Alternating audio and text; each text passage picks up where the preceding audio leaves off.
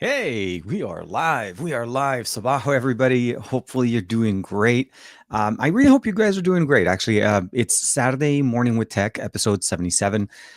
Today is July 3rd. So, for those of us, or for those of you guys that live in the US and that celebrate the 4th of July, it's a day before a holiday here in the US, which coincides to be on a Sunday this year, which pretty much means that Monday for most of us is a holiday. So, meaning we get a chance to relax for an extra day, even though the holiday lands on the weekend.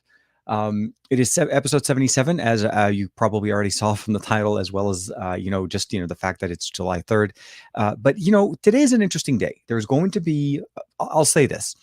We're going to be talking about a lot of devices. Obviously, you saw the title of the video. There's three devices that we're going to be covering. The Realme GT, 5G. Definitely, you guys probably saw the picture I posted.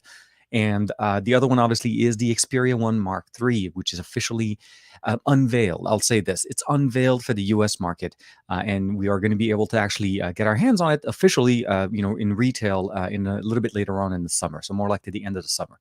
I see a lot of people that are in the chat already. Kind of a lot of a lot of a lot of supporters, a lot of friends. We have Grounded Tech. We have Chemi's in there. We have Marilyn. Good morning, Marilyn. Welcome. Glad you were able to make it to the show this time. Finn's in there. Tyreek is in there. And then I think it's Eljosa. Hey, man. Good morning. Hey, hope you guys are doing great. Welcome back to the chat. I'm running a little bit later today, mostly because I noticed that there was a premiere going on with Mr. Mobile, and he was pushing his video, and I think it was kind of crossing over the beginning of the hour, where I typically start around the beginning of 10 a.m. Pacific Standard Time. It's still technically the morning, so I'll go ahead and take that credit for there. There is going to be a surprise announcement during the show. I will bring that up a little bit later on. We are going to do. Can we see the thermal paste on the? Can I use thermal paste on the Ryzen 5800HX? Absolutely, G. There's no reason why we shouldn't be using thermal paste. Make sure you just get the best possible thermal paste that you can, and of course that. The best obviously is just put it across the surface at the best as possible. But what kind of cooler you're trying to use with it? That's a better question there. My uh, I can't believe you said my name right. By my professors can't even get it right. So Tyreek is the reason behind that is it's my name is Tariq in Arabic, and most people for the longest time always say it in English is Tariq. So it's a very phonetically. Most teachers, the way they've been having concerns with you, they don't say my name correctly, but the way they say it, it sounds closer to yours. And in Tariq in Arabic is actually an Arabic word. So for me, either way, it's not hard for me to say the name. So it's close to my version of the name in Arabic. Let's say that. Muhammad, ahlan wa sahlan. Good morning. Masal khair. Hope you guys are doing great. I was watching the Mr. Mobile Xperia video as well, Grounded Tech. I know I saw you there. I saw you right there in the chat as well. So it was actually an interesting video, and we'll get a chance to kind of cover the Xperia 1 Mark III in a little bit. Again, officially we're able to talk about it. Let's just say that we've had access to the phone for some time, not the whole time, but it's sporadic periods. I'm lucky enough right now that I would probably say I should have put the phone in front of me. I'm like having it right there. Okay. I was lucky enough to be able to get the phone back. That was the other thing that I wasn't sure if I was going to be able to. So I had spent some time with it in late May, early June, and unfortunately, I had it was a short amount of time, and I had to basically give the phone back to Sony to obviously give chances for other people. There's a good chance that Mr. Mobile and I may have shared the same device without just not knowing it. Hey, Dan is in the chat. Airgas is in the chat, man. Good morning. Good morning. Dominic Wong, dude, welcome. But yeah, Tyreek, you learn things all the time, but it's something that is always unique to my name. That's one of the reasons why I go by TK. It's because for the longest time, nobody could say my name correctly. And I mean, and I know most people will say, well, why don't you just correct them and let them know what it is? But at the end of the day, at a certain threshold, when you try enough times, you realize that it's not your problem, or it's not something that you can fix by correcting. It's more about basically the way the name is spelled. So what's an easier way for me to share my name, or at least allow it so that people can remember me? And surprisingly, TK is a very easy name to remember, but not only easy to remember, it's also easy to distinguish. Like, it's almost like, what's his name? You almost pick it up right away because it's so simple, and it has that synonymous association with TJ here in Southern California, at least. Cats 12 is in there as well. Donald Lozino's in the chat, man. Good morning. Good morning. Hello, Mr. Tarek. Yeah, man. Thank you. Um, stayed quiet. I suspected you both had it. Uh, so Dan is alluding to Juan Carlos and I having had some time to spend with the Xperia One Mark III. And the weird part about it is, so just kind of a little bit of a background, like BTS kind of behind the scene here. We didn't even know when the other person had it. That's the weird situation because we're not working as much as you guys see us a lot as we're like a team in a certain way. The approach and the way we work with companies is still individual on an individual basis. So that was part of the experience as well. So, but it's fun to be able to kind of chance to spend some more time with it this time, and hopefully he'll be able to get some more time with it as well. So he'll be able to put out some more content. My days with the Xperia One Mark III are going to be numbered. I have about maybe 2 or 3 days left, so I'm going to be shooting a lot of content, additional content to the ones I did initially. Um, that's mostly because of the way the launch or the way the embargoes and everything else was kind of set up in this one. By the time we put out our videos, there was so much more content out because the release in the Chinese market that was way ahead of the US and the European market. So the content that we're pushing out was a little bit different. So I focused mostly on a gaming experience where I felt like more people were focusing on maybe different aspects of it. Like if you watch Mr. Mobile's video, he was focusing mostly on the camera system and what we get with the Sony Xperia One Mark III, and obviously during his trip. So that was an interesting video there as well if you guys haven't had a chance to check it out. Gonna find out how if I need to guess. No. So Scott Miller saying he's like he put in an order. I'll say this. So morning, dude. Obviously, the the Xperia One Mark III has a pre-order set that started on the 1st. So that's a couple. I think it was yesterday, right? Today's the 3rd. No, yes. So 2 days ago, it started on the 1st. It's going to go through September 26th. Is for the promotion that they're doing. The pre-orders are for the devices to be delivered somewhere in the middle of June. So not June, August 19th, if I'm not mistaken. So the US availability in hand, or they're going to ship out by August. Now I'm not sure if other regions, obviously not China, but I'm talking about like Europe, will maybe having their devices delivered earlier. But the short answer is there's 2 colors. Finally, 2 colors in the US. We have I want to say called it the Thunder Purple and but I could be no, it's Frosted Purple and Frosted Black color. So one thing they did I really really liked about from what they did last year. Nothing's wrong with the surface on the Xperia One Mark II, but it is reflective. And not only that, hold on, let me see if I can get you guys. And here you are. So you guys could see yourself, and I see myself, and I have like an inception here with the back of the Xperia One Mark II. The Mark III got away from that. They're still using Gorilla Glass 6, but they went with a frosted look and, of course, viscous glass, Gorilla Glass viscous on the front to be able to give you much better shatterproof experience. But the best solution here is essentially the frosted look on the back is just so much nicer. The Xperia 1 had that reflective material. Xperia 2 carried that with the more unison or more format, 21:9 aspect ratio here, the way we have it on the 3. And the 3 just went for frosted for us. From Technic, he's in South African living in China. Yeah, there's a lot of people. There was even apparently a disassembly of the Xperia One Mark III that was actually surprisingly well detailed out. Like, I mean, if you ever wanted to repair the Xperia One Mark III, which we don't even have officially technically, you now know exactly how you'd be able to do it. And surprisingly, it wasn't that complicated. The disassembly was actually very methodical, but it also is very logical. So there was no, I don't know, for the back of lack of a better word, there's no Samsung trickery in the way this was put together. It's pretty straightforward. We have some new features. We'll get a chance to talk about those a little bit. Vasicos is in there as well. Sony should focus more on the PlayStation 5 production to meet the demand. That's always going to be one of those eluding. It's a weird thing. This is a weird year, but it's typical to where we see them with consoles, right? Xbox and PlayStation, Xbox Series X and PlayStation 5s, although announced last year, are still in high demand and still very hard to find. When it comes down to GPUs, the same situation. The 3080 Ti, the 3080, all of the GPUs for the most part had a very tough. People had a hard time finding them. So that's one thing to keep in mind. So I'm with you. They should be focusing, but keep in mind that these are 2 separate divisions. So, producing more phones doesn't necessarily reduce the production of PlayStations. But the goal, I understand, it should be basically where, they are able to provide more to meet the demand, especially with some of their acquisitions that they're going through in the last couple of, weeks. They're trying to expand their studios. They're trying to, improve production. You obviously have the Xbox Pass, Game Pass. That's also was announced not that long ago. That's also a very big competition for other gaming consoles that are on the market. So there's things to be said. Um, quickly as they can. They're running at capacity for everything. Absolutely. So Dan, I'm with you, Dan. Yes, they're not. They don't benefit from not releasing the hardware. They benefit more when they have more people playing their hardware. I think that's the biggest thing. Uh, the on the GPU supply, it's really a nightmare. Dominic Walk, yeah, it's a really a big nightmare. I got the 6900 XT. Congrats, man! A few weeks ago, and I'm trying to get other parts because I need to change my PSU, and that's one of the other challenges. Exactly, GPUs need higher, especially the GPUs of 2021 they're putting a much bigger demand. Like if you're trying to go for a 3080, a 3090, or 6900 XT, you need to make sure you have enough horsepower on your PSUs.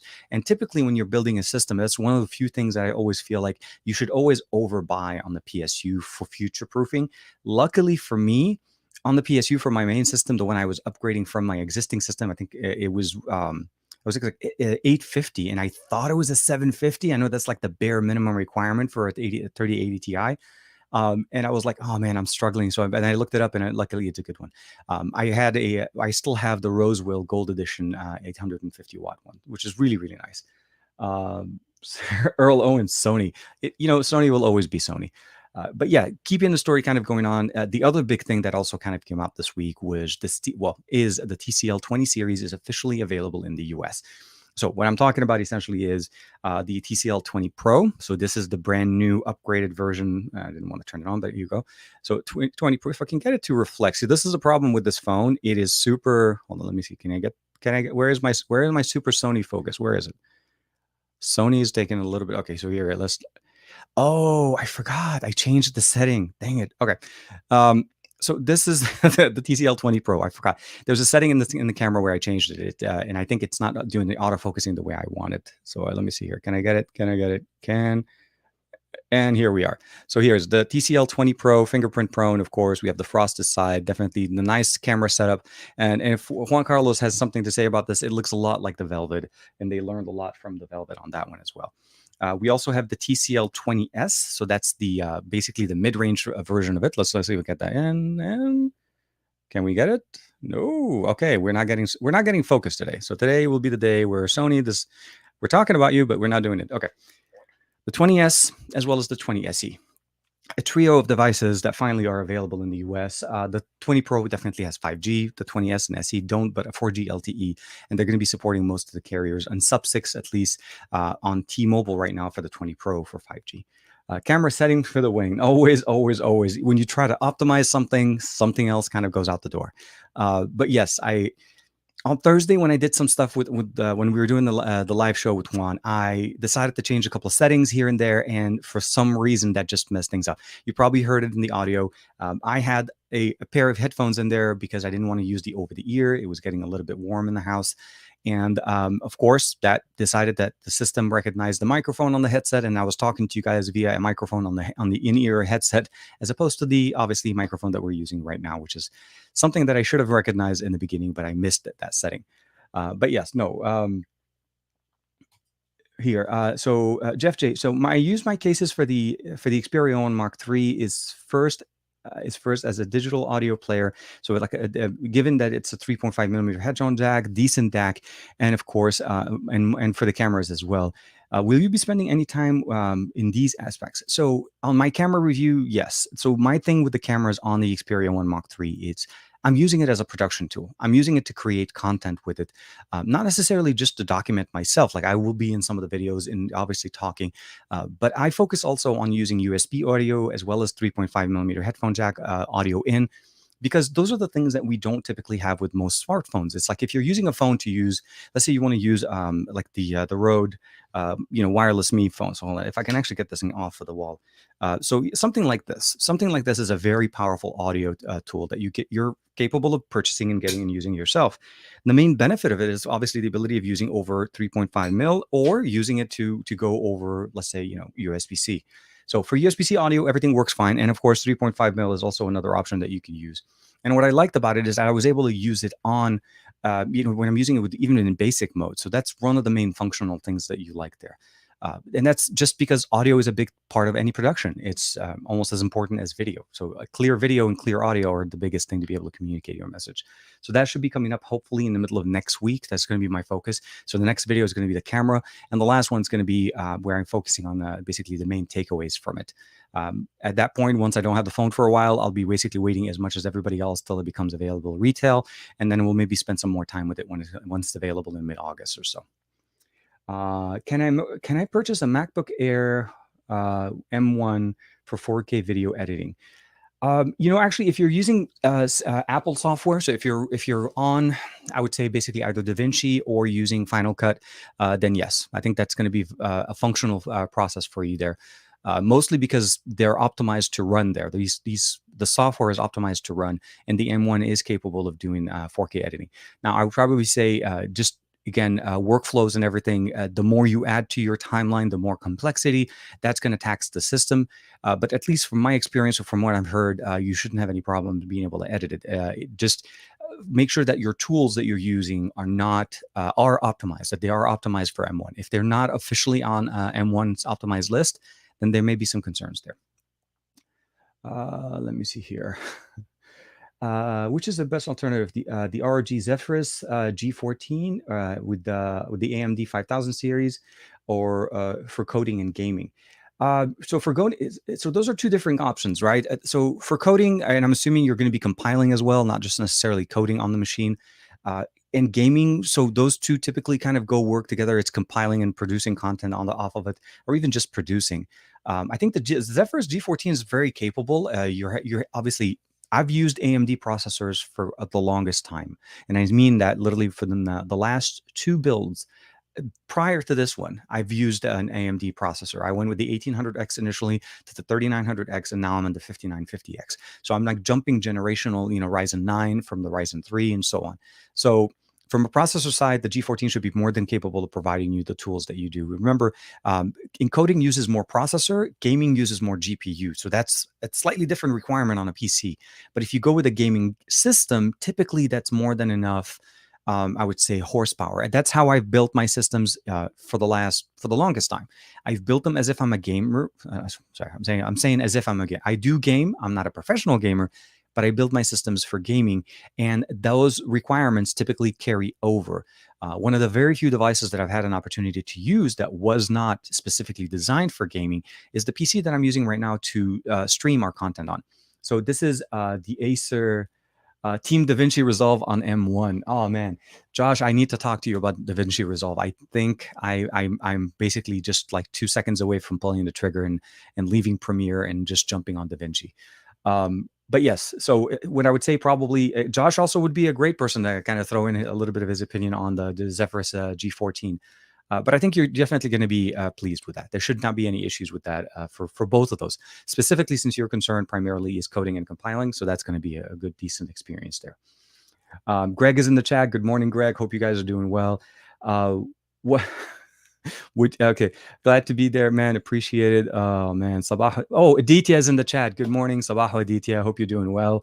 Oh man, I think I jumped a few thousand messages. I didn't want to do that. Hey, I'm going to put it in the background. I want to play some Cyberpunk.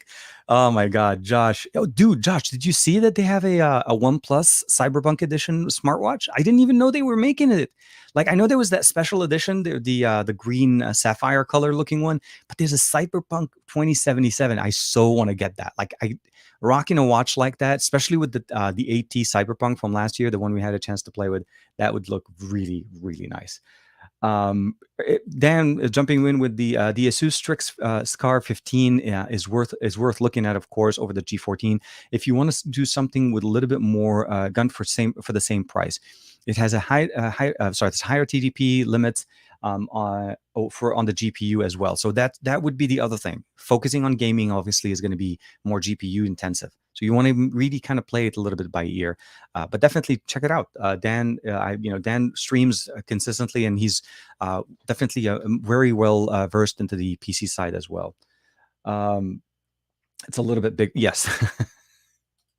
Aditya, Dominic, sorry, TK, I've been using the gaming laptop for coding, and it's fine, mainly because of the VMS. Yes, the virtual machines.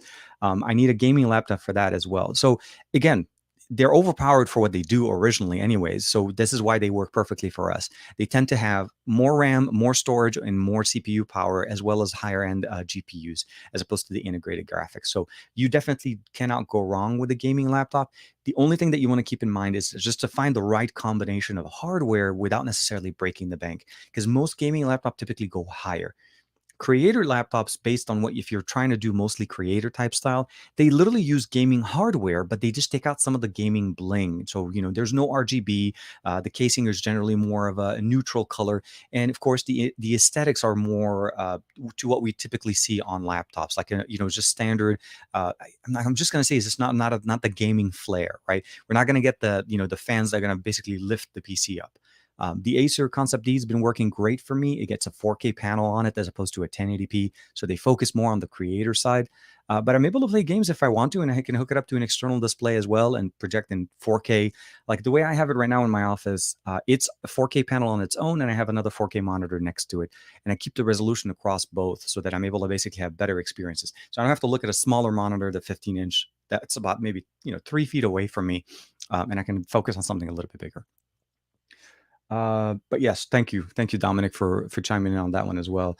Sarvan's asking here, quick question. Okay, so hey TK, love, appreciated, man. Is 4K display overkill, like 108 megapixel sensor in smartphones? Can you feel the difference when coming in from a 2K display?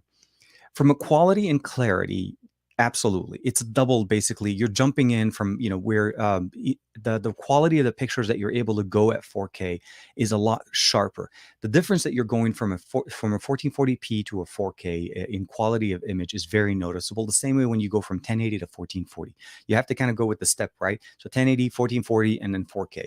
Now, going to 8K from 4K is much bigger of a jump, but the reality of the matter is the quality of the image is always going to be surpassed. Now, make sure you're getting a good quality panel when you're going from from a 2K to a 4K.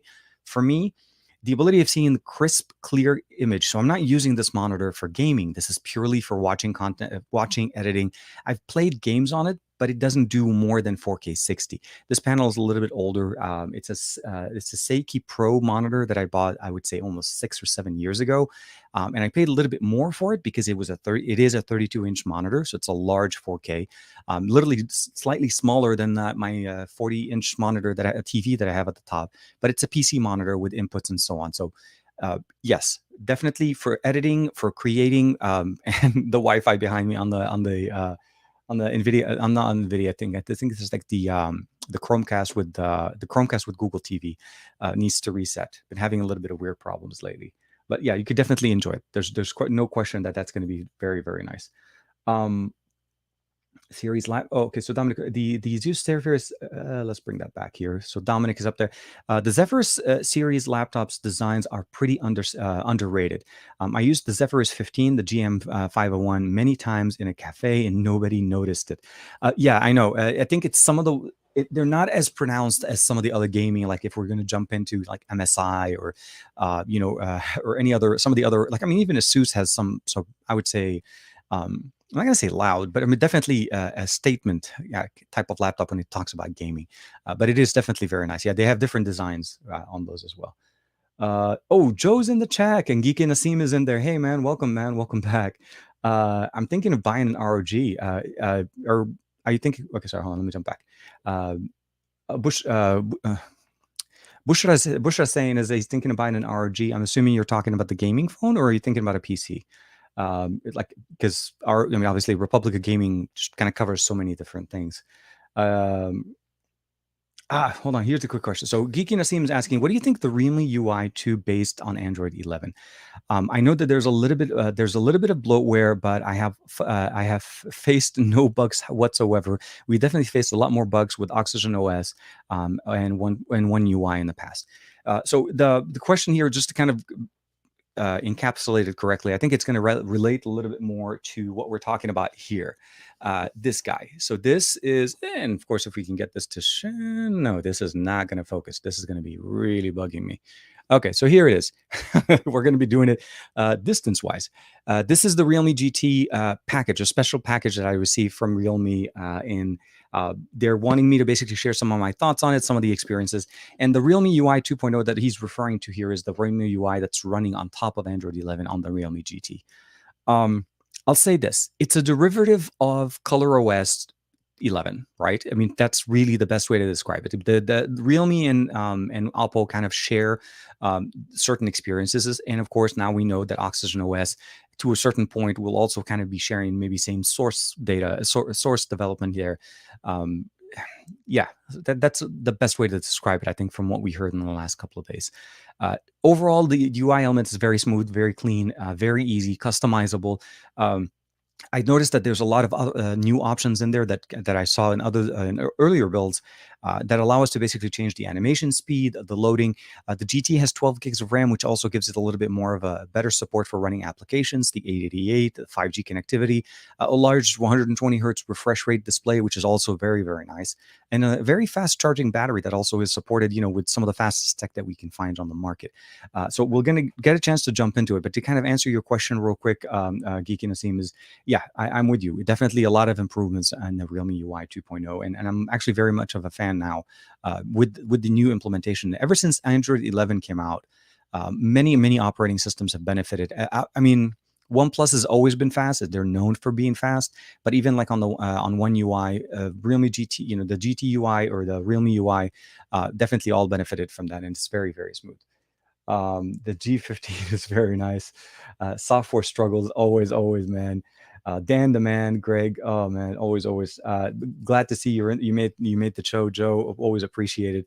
Laptops are always going to be very interesting for people because they are very much a tailored experience that you really can't change much, right? I mean, on my desktop, if I don't like my CPU, I can technically change it if the motherboard allows it, or I can change the motherboard with it and kind of change things with there. Um, GPU is the same way. You want a more powerful GPU, put it in. You need more power for that GPU, you change the PSU. Those are things that you can do. It's just that unfortunately on PCs you can't. Are you a fan of compact smartphones like the Asus Zenfone 8? Yes, I'm actually very much a fan of what they're trying to do. I was primarily expecting somewhat of a similar experience that we got last year, where both of their devices are basically the ones with the flippy camera. I like the way they did it with the Zenfone 8, and I think Josh, if Josh is still listening to us in the background, he's definitely one of the bigger fans as well. He just dropped a video on that as well. I think the design, the performance, the experience that they're tailoring for it is definitely very nice, and I love the fact that they've put some focus on the front-facing camera as well. So that's one of those really nice options there. Jimmy Fire Dragon, man, oh man, welcome back. Do you think that it'll be cool? It'll be a cool and good idea for Samsung and Vivo to merge together. That's going to be a tough one if they do. So for me, Vivo's always been like a groundbreaking type of tech, right? They're always creating content, not content, but like devices that are considered to be concepts at best. And they also release some things that are very much experimental, like they're trying to push the envelope. Samsung's approach to what we see from them at this point right now is more of a maintenance and minor spec updates every year. For the last year or so, that's how they've been doing it. At least 2021, where we are in the middle of the year at this point. We're not noticing a lot of differences, like massive dramatic things like that. And they don't tend to experiment heavily. The 108 megapixel sensor that they basically carried all the way from the S20 to the Note 20 to the S21, they're working on refining it, working better at higher megapixel count sensors and providing you a better experience than some of the issues that I think the S20 was dealing with, the S20 Ultra specifically. Would there be a benefit if they ended up merging? Potentially better representation in the Chinese market. Although I feel like Samsung's already kind of pretty big in those markets with their A series and their S series. So it's one of those things I feel like it's hard to tell. But one thing to keep in mind is Vivo's part of the BBK group, which is also part of Realme, Oppo, and as well as OnePlus. So it finds it hard that BBK would want to basically sever their relationship with Vivo for that type of basically a partnership, without making it a much bigger partnership, I mean. So we'll have to see how that goes. Let me see here. G's asking, what do you think? What do you think about 365 hertz gaming monitor? From a person coming in at a 240 hertz gaming monitor, I think it's crazy. I think it's realistically just like one of the best things you could do, especially for the type of games. Now, it depends on the games that you're using, and it also depends on the hardware. I mean, I feel like it's great that we have a very fast monitor, but the reality of the matter is, I feel like the monitors are ahead of the hardware that we currently have. And what I mean with that is essentially is the monitor can refresh so much faster than what most of us, like as an average, I'm not even going to use the word average consumer. I'm talking about in general, most people, if they're upgrading their system, they may potentially think about that monitor. But there's a lot of people that may be upgrading the monitor without upgrading their system and not truly being able to push it to that level. Once you go over 120 hertz into the, let's say, 240 hertz, you're going to start realizing the main benefit, the fast responsiveness of the system. But you also kind of have to marry that with good hardware that has zero latency. So wired connection to your gaming PC when you're playing games, that's always going to be a big factor there. And of course, the right monitor to match the GPU that you're using. So VSync or G-Sync, those are always going to be big things in there when you're trying to set up your monitor or system situation. Like the ones in the back behind me, I have a 240. Both of them are, well, they're both high refresh rates. 240 on the bottom, G-Sync, and on the top, FreeSync 144. So they're optimized to run on two different experiences. But again, for gaming, I focus on the big one because that's the one that can go to 240. And for me, I want to be able to play 1440p gaming at high refresh rate. Not to say that 1080 is not great, but when you're playing with the G9 at that resolution and the wideness of the display, you want to get the best quality of it. So I'm all for it. I've seen some demos on from Razer at CES. I think was it last year, and I'm definitely impressed with the quality and how they are able to put them in their laptops. So it's definitely very nice. Earl definitely in there. Hey TK, Windows 11 beta. So I did not install the beta mostly because of my hardware problem or PC problems that I've been dealing. Juan did get a chance to install it and check it out. I am not an eager upgrader. The main PC that I have is my desktop, and my laptop is my main laptop system, and I don't want to install Windows 11 on either of them yet. I do have my Mac that has a setup of VM, so I may end up installing it in a VM environment just to check it out. And then when I'm done, I can just throw the VM away and don't have to worry about it. So the thing right now is it's primarily, I feel like it's for people to check out. I realize that it's a lot more stable than what we've seen in the past, but it is truly at the end of the day, early access software that is not intended to be used on a daily driver. So it's one of those things if to truly test it out, either again, I do a VM situation, and I opened up the box here by mistake. Open it up, set it up as a VM experience, or wait till I see if I can set up one of my little the Azul mini PCs and see if I can get one of them to run, because I do have one of their mini the Access 4 should be able to to run it, although not the fastest experience, but it should still be actually pretty decent. Did you get a chance to check it out, Greg? I don't know if I saw somewhere where you mentioned it. Let me see here. Maybe Windows 11 will solve all your problems, TK. No, the problems that I'm dealing with right now with my PC, which I'm pretty sure after a lot of trial and error, has been basically brought down to Adobe. It's an Adobe optimization for the 3080 Ti. I'm 100, almost like I want to say I'm like 99% sure that that's where the problem. It's because I've tried so many different things. So the reality at the end of the day, what's happening is the 3080 Ti is a very powerful GPU, right? It's a 3090 in a body of a 3080, and it has very much a lot of horsepower, a lot of power, a lot of, essentially is what you want to do if you want to put in a fire, like the best that NVIDIA has to offer, but you don't want to put in a card that literally takes like 2 slots or 3 slots, I think, from your system, and requires a much more boost in performance for power that you need. The problem that I'm having, and I think it's Adobe is not optimized for it yet. It works, it renders, but it does such a radical shift in how often it renders. And I'm talking about not that complicated of a timeline, mostly cuts and transitions on a clear timeline with overlays of images and videos and maybe text every once in a while. So it's not, again, you guys have watched my videos. I don't do a lot of fancy stuff, but at the most I'm essentially using 4K video from the A7S III that I'm here. I shoot at 4K 60 frames per second, and I shoot at 1080p on the overhead, because this one does not have. It's a limitation of, again, the camera does not do a video out when I'm using it if I'm recording at 4K. So the limitation that I have there is that if I want to shoot in 4K, I don't have my monitor, which my camera monitor access, and I can't see how my video is going to look. So I don't want to keep looking up every time to a tiny little side display. So till I'm able to upgrade the overhead camera, 1080p is what I render out. So even though it's a 4K timeline, I'm rendering out at 30 frames per second, 1080p. That timeline on the 3080 Ti should not be anything worse than what the 2080 Ti was giving me. And 2080, the example would be is if I had a 10-minute video that was on the timeline, I'm able to render it in about 8 minutes. So that's reasonable for me. 8 minutes for a 10-minute video, absolutely great. The 3080 Ti right now is rendering at around 15 minutes for that 10-minute video. And I tested it with like seriously 7 to 8 different projects. I've recreated projects. I've even contacted Adobe support. They're not having a word specifically saying what is it that's causing me to have all of these beautiful slowed down performance, where it's essentially a worse performance than the 2080 Ti. Juan and I did a couple of tests as well. We decided to run it on DaVinci Resolve, and lo and behold, DaVinci is optimized and DaVinci does perform exactly as it should. And what I mean by this, so here's like one of the last tests I was running. So it's an 18-minute video. When I ran it on DaVinci Resolve on it, I ran it in two separate times. I ran it with the QuickTime codec as well as MP4 with the NVIDIA encoding profile. With QuickTime, the 18 minutes and 10 seconds took me 9 minutes and 16 seconds. And that's at 60 frames per second. So 1080p 60, that's how long it took. 9 minutes and 16 seconds for an 18-minute video timeline. That's the performance I'm expecting.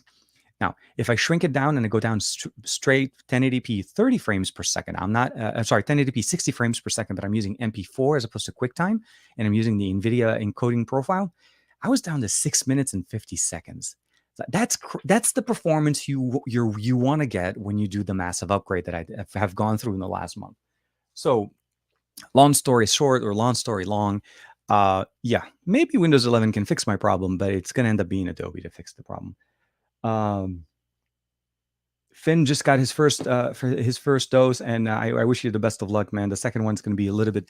I had a little bit of some problems with it, but I think overall, it shouldn't be too bad. I think it's worth it. As Juan would say, it's worth it for the monies, but it's free. Resolve is really, really good for free. I can't complain.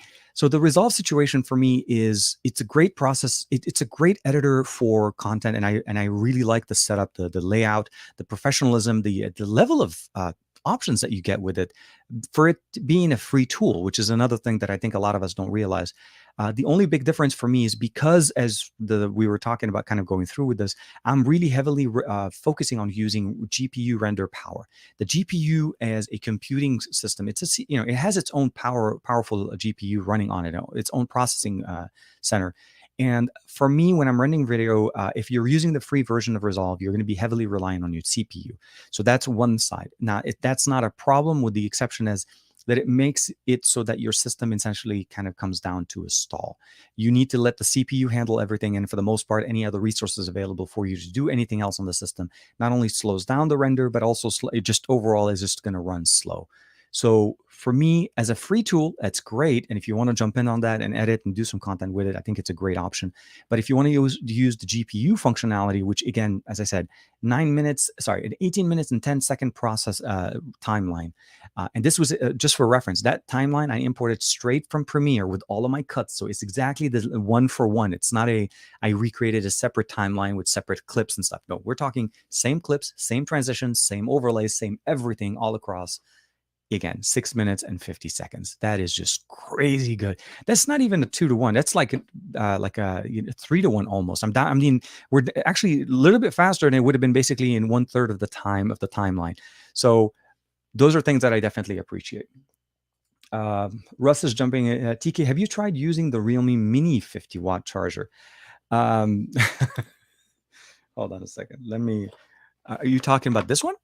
Are you talking about this little 50-watt mini charger? So, actually, that's a good transition. Let's go ahead and do that. Let me set up the table so that we can do what I want to do. And that's going to be discussing the brand new Realme GT. We are 38 minutes into the show, so hope you guys are doing great. I'm going to set up a little bit of space here. And yeah, this is where we get sliding phones flying all over the place. So we're going to turn on the overhead. I'll give it a second to start. But that's a good choice. Yes. So I did have a chance to play around with the slim charger, and I really like the form factor. I think it's so nice. It's about the thickness of the smartphone, and it fits in your pocket very easily. And I like the fact that it's a 50-watt charger, which means I'll be able to charge up the phone very fast in a very short amount of time. So Hmm. Just realized I haven't been hydrating, and I've been talking at about 50 minutes, 50 words a minute. That's actually slow. 6 yeah, no, Greg, it's definitely a big improvement. And the big thing that I also realized is it wasn't even running it at full load. Like it wasn't initially when I ran it at 90 with QuickTime only ran about 70% load on the GPU. It wasn't even using the CPU. And then when I switched it over to the NVIDIA profile under MP4 export for YouTube at 1080p 60, 6 minutes, man, that is crazy. So the next couple of tests I want to run is a 4K video and an 8K video. I want to see exactly how I'm rendering. If I can do a 1-to-1 on an 8K video, I seriously like yeah, that's the level of stuff I'm expecting here. uh Free game this month is Star Wars Squadrons. Okay, so guys, real quick, Joe's just dropped some really good gold information here. Anyone that has a PlayStation Plus access, the free game this month is Star Wars Squadrons. I do, and I will, my friend. Thank you very much. Always. Let me see here. Oh, dude, Jermaine is in the chat. Good morning. Hey, everybody, say hi to Jermaine. Welcome back, man. Welcome. Finn, I like I like the sharing of technologies between BBK sub brand. It means if you need a new charger, you can basically use one across, and everything will work. So it's a very small little secret, and I don't think a lot of people realize. But the OnePlus 9 Pro and the FX3 Pro share so much.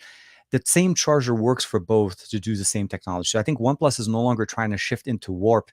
You know what they used to basically brand as the Warp charging, and now for the most part, the same charger. Although even the charger from the OnePlus 9 Pro that features PD charging, so it's a smart charger, will charge again, and it actually even works on the Realme GT. I've been using it to run to charge up the Realme GT as well. I've had the phone for about a week. Not about a week. I'm sorry. Yeah, actually, if I take that back, it's been about a week since I've had the GT when I posted the picture originally. Let me see here. Yeah, so the Joe's jumping back. Yeah, the Xperia one, the Xperia 5 II looks really nice too, and I prefer the size. Only really, only really missing the depth sensor, as far if I'm not mistaken. Yes, and as well as the time of flight, the TOF sensor as well. So well, actually, I think that's pretty much what you're referring to. It's the time of flight sensor, which essentially is what they're using on the smaller one. So you get the same camera system. You don't get the 4K resolution. You still get the 120 hertz. Same size battery, surprisingly, and of course the 30-watt charging. So essentially is all of the benefits minus a couple of things, but not enough for it to become too different. But the biggest thing about the Xperia 5 and the Xperia 1 this year is they're both going to be giving you the same experience. Great video content consumption with the color profiles, the 21:9 aspect ratio, long format. Great faster charging, the same, the larger batteries, the 4500 milliamperes, of course, and the new camera system that you're getting there with the same configurations on the buttons. So this is going to definitely be very, very nice. Concept creator, how are the temps with the Xperia 1 Mark III? Does it overheat? So I'll let Jermaine answer that question, but I can tell you from my side, it does warm up. If you got a chance to check out the video, I posted a video on gaming for the Xperia 1 Mark III. Temps can get pretty warm. This is to no fault of Sony. This is really more of an Xperia. Sorry, it's really more of a Qualcomm 888. It's the chipset runs a little bit warm. It's definitely power hungry, and it needs better thermals. Now, the performance on the Xperia 1 Mark III did not suffer from it, and for extended gaming sessions. And HS Power Control does help, although it doesn't seem to. I feel like the profile needs to be updated a little bit to be able to manage the draw that we're going with the 888 and when you're gaming for an extended amount of time.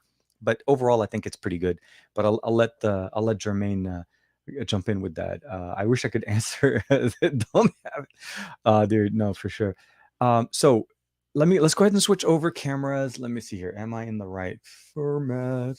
Okay, here we are. So we're gonna keep it here. We're gonna put our mouse. So let's go ahead and switch over. Let's do the quick unboxing, and I actually will make that little bit of an announcement. Sad that Xperia 1 is another. So it's not it's a weird situation. It's something that is so. A couple of things before we jump into the Realme GT. So Qualcomm just announced the 888 Plus, right? That was, I think, during this week was another announcement that they made. I'm hoping that the 888 Plus does focus on reducing some of these things. And when I say, help, I'm hoping that the optimizations that they do with the 8880 Plus is not just slightly that what we see in the past. It's essentially the same processor with a slightly faster or a better overclock.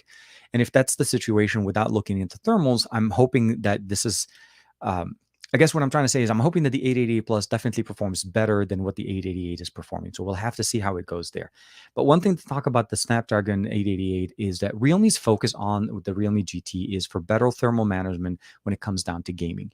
And for my testing with this, when I was playing with it during the week, I got a chance to play a couple of sessions of PUBG Mobile and so on, which is like, again, running for about 35 minutes at a time.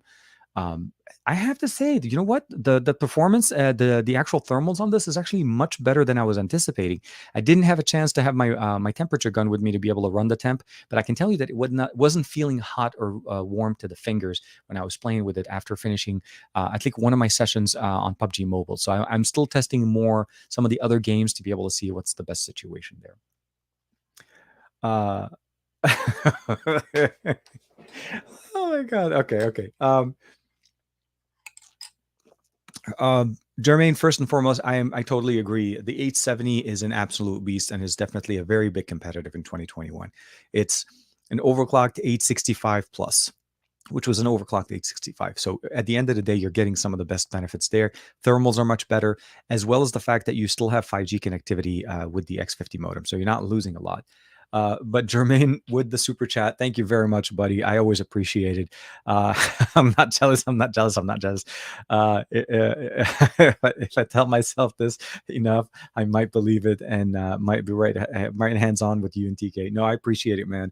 I'll say this: we both of us were very lucky and very blessed to be able to actually have access to this hardware this early. And even with the short amount of time that we had access to it, or we have access to it myself right now, it is still a very big glimpse into what Sony's trying to do and what Sony's vision is for 2021, and the vision of promoting better content consumption, better content creation, and just overall focusing on the user experience. And honestly, I think this is one of the best. This has a very much a high chance of being one of the best devices for 2021 for me in the middle of the year. Mostly because of what we're getting with it. I mean, there's something to be said when you're saying, okay, so we knew we had a 4K panel, right? And we've had 4K 60 for the last couple of years. But the 4K 130, 120, and when you're running it at a full power on everything, it just feels like a different phone. It doesn't feel like it's a successor. It feels like a brand new experience. And gaming at this level, getting 120 hertz on the Call of Duty Mobile on a 4K panel that I can't even get that here. I'm on a 1440p 120, and I'm not able to push more than 120, so I have to drop to 1080 to go beyond that. Just get those. Those are the type of things you have to appreciate. Sony is definitely pushing it and giving us a better experience. So I will say that again. Thank you very much, Jermaine, for the support as always. But let's go ahead and switch over real quick to the Realme GT and. The 765, Dan, definitely very much a powerful device. So here we are. No, this is not a wallpaper, although actually now that I'm looking at it, it looks like a really good wallpaper. This is the package that I got from Realme. They sent me this package with the Realme GT 5G. So obviously it's focusing on the Realme GT. We have the black and white, the black and yellow coloring that match the Realme GT, which is what we've seen. And let's go ahead. Oh, sorry, before we go too far. Right there, dare to leap. And let me see here. Do I have anything else on the other side? No, that's pretty much dare to leap upside down. Nothing on the bottom. So let's go ahead and do a quick. Okay. And yes, damage during shipping. That to nobody's fault, realistically, but I think I need to. Yeah, we have to basically jump off and move some things in here. So let me move this. And we'll give ourselves a little bit of a window. So the package that I got actually was very nice. We have the Realme GT 5G, Realme right there.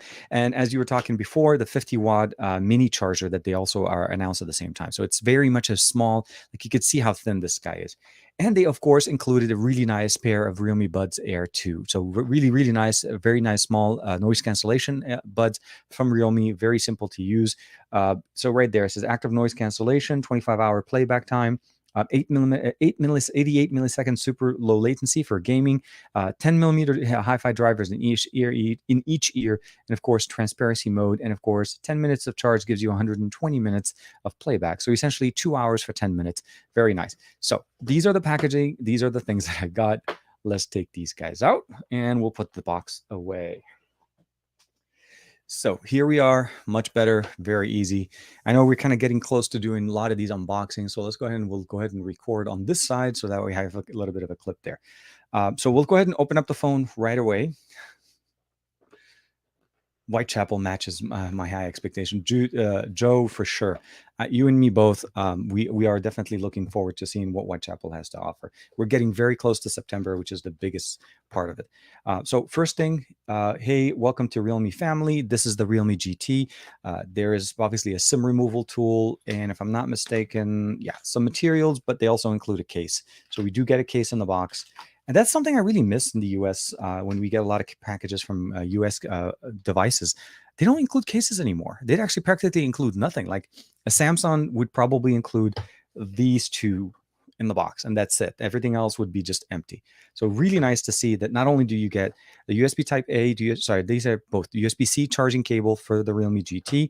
Now this one is in white, but keep in mind when we open up the second box. On the side, we have the so here it is. The Super Dart charger that we get for the Realme GT, USB Type-C. We got Realme here. Yep, and phones are starting to slide on the other side. Let's put that there.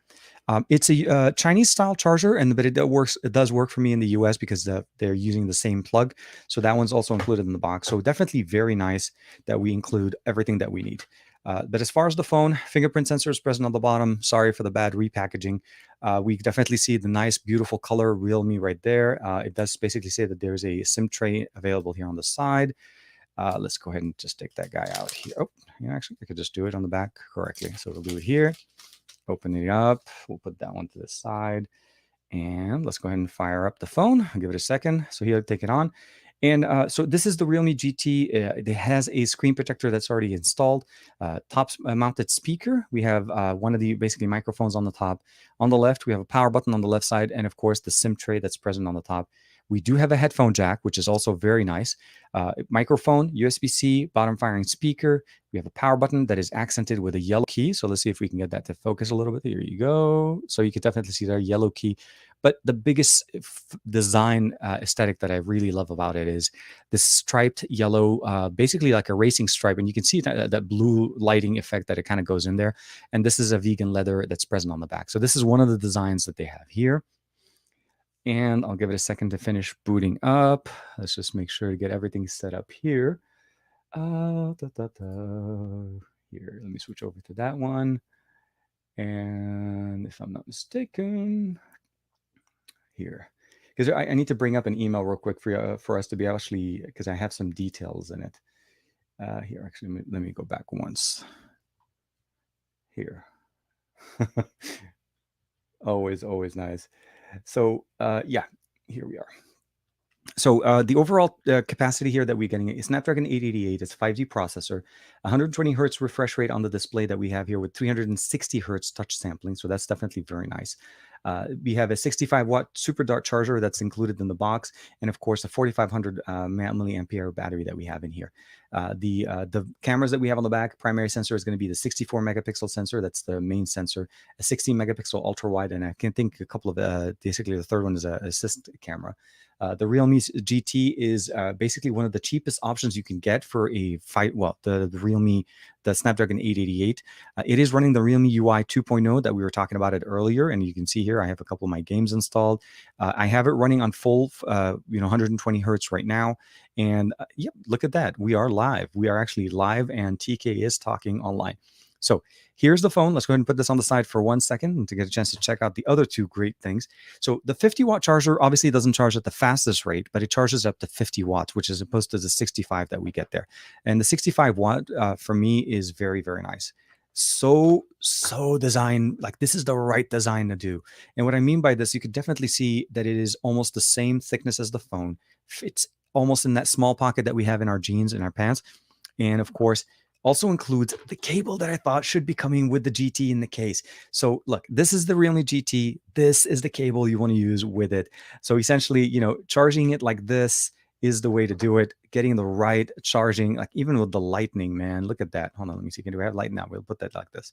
So getting it to get that type of experience with the tiny little 50-watt charger. So this is exactly the way we should be doing it. Plugs in very easily when you're not using it, goes away, becomes very nice. And again, just matches. Aesthetics always win for me. So yeah, the 50-watt charger, definitely a win, a must if you're picking up the Realme GT. Very easy to use, and again, very portable to keep you charged up on this. There's no wireless charging, so your charging is going to be primarily done on wire, and that's going to give you the best experience overall. So for me, for the win, the cable that should have been in the box, but I'm very happy with that for sure. So we'll put that in, put that there. I'll close this case. And then the last thing here is the Realme Buds Air 2. So that's something to keep in mind first. These are the true wireless in-ear buds. Very nice. Small casing, very simple, very easy. Comes in with the 2 earbuds. I already paired it with the Realme GT. There's no need to install an app, although basically all the functions are very simple. Pressing and holding both sensors on the right and left on both of these earpieces switches between active noise cancellation and ambient mode. Otherwise, charges directly, and as we saw there, advertised hours. I'll have to spend some more time with it. Charges via USB-C, so right there, the cable, very easy and simple. And there's an indicating LED light that's present right there. We'll put that one on the side as well. So Realme is always going to be a massive brand to be able to play with this. And actually, believe it or not, this is the first Realme phone I've actually had a chance to check out. I've used OnePlus, I've used Oppo, I've used other companies, other brands' devices, but the Realme GT is literally my first. I was very excited that when Realme reached out, and I was also very excited that they're helping me do a very nice little. So basically, it's an assisted. I'll just say this. Let's switch over back to main camera. Let's switch over. Okay, so I think it's time. I think this will be the time for us to kind of discuss a little bit of what's going on. Aditya loves the bumblebee colors. Absolutely. It has a lot of that bumblebee feel. For me, it reminds me a lot of the McLaren moniker that we had with OnePlus not that long ago. If you guys remember, OnePlus used to do a McLaren series. Sorry. And the last phone they put out together, it was a McLaren called the Concept One. So essentially, it was a Concept One OnePlus device that had a lot of this type of aesthetic. It was that yellow leather color on the back, and it had a little bit of a stripe that was going in the middle for the McLaren version of it. Unfortunately, that phone did not make it. And Dan, I knew that was going to be one of the things up your alley there. So that's what I see it. I'm totally with you. It has definitely that bumblebee beetle kind of look going on. But for me, it screams McLaren. Now, my experience with this phone for the last week has been honestly very surprising. The UI elements, Realme UI is definitely very fast. It's running on Android 11. There's so much of that Color OS experience that I feel like it's been tailored to run on Realme devices that it just screams speed. Customizations, options, always on display with the little options here. So I don't know if this is not going to work. Let me see. Can we get it? No. So Sony today will not be behaving, and I don't want to stop the video to kind of get us to fix it, but. Short answer, camera's experience. Hold on, let me see if we can get this right here. Okay. If I'm not mistaken, I think video out is supported. And I'll have to double check. So let's see. Do we have video out? Are we plugged in? Hold on, let me see. One more time, guys. Stay with me. Here. No, sorry. So that's one thing I don't have here. I was hoping to show you guys some pictures in here. Unfortunately, actually, hold on. We think we can do it still. So let's go ahead and do this. We'll jump over here. And so here, let me see if we can do this. We're going to have to do it the good old fashioned way. So here, let's jump back in here. So here are some pictures I was taking. We went over swimming yesterday with my son. Some really nice images at the water park, the Santa Clarita Aquatic Center. And here, oh man, this is just another beautiful sky image. I mean, we have hot temperatures in Southern California, but pictures just come out crazy good. One of the other, here, oh man, definitely very nice here. So you can definitely see here, that one actually may not look as good as I thought it was going to be here. This one, the picture looks better, but for some reason, when you look at it through the camera, it just looks weird. Like I can see the color, and it's much more rich. But it seems like it does a better job here with this rose. So you can definitely see the detail. 64 megapixel, obviously. They're not going to be doing they're not going to be able to, hurt, or that's definitely something you can appreciate. See if I can find out some more pictures for you guys. And and here it is, me sitting on the couch taking a selfie. So why not just cap it that way? And then back, same shirt, different place, same party. So Very happy, very pleased with it. There's going to be a video obviously pushed out on that, which is my TK essentials of the Realme GT. And I've been using it in the US on T-Mobile. And now, obviously, I don't get 5G. That's one thing to say. In the US, we don't have 5G on this, but it is 5G enabled. So it's going to support 5G in specific markets. That's one thing if you're considering getting it. But the price point is what's crazy about it. It's literally around, like, if you go on AliExpress, I think I was able to find it for about $360. That's crazy for a Snapdragon 888. I mean, we've seen cheaper models. Like we've seen, oh man, what is it called? The Red Magic 6, right? The Red Magic 6 was like around 599 or so, and that was running the 888. I think the Black Shark didn't even run the 888. They went with the 870, and they were still running around that same price. So to see something sub $500 for the 888, that's a crazy experience. I feel like the GT screams speed and screams performance, but not asking for much. And actually, even if you find it like on Amazon, yeah, even with resellers, it's still sub 500, like at the $460. So like even if you wanted to just get it and have it delivered straight. So the short answer is Realme wanted to sponsor a giveaway. So yes, the surprise is basically, uh, you know, uh, in real life, you're not released. You haven't released a TK Essentials video on the Xperia 1 Mark III, right? Yes.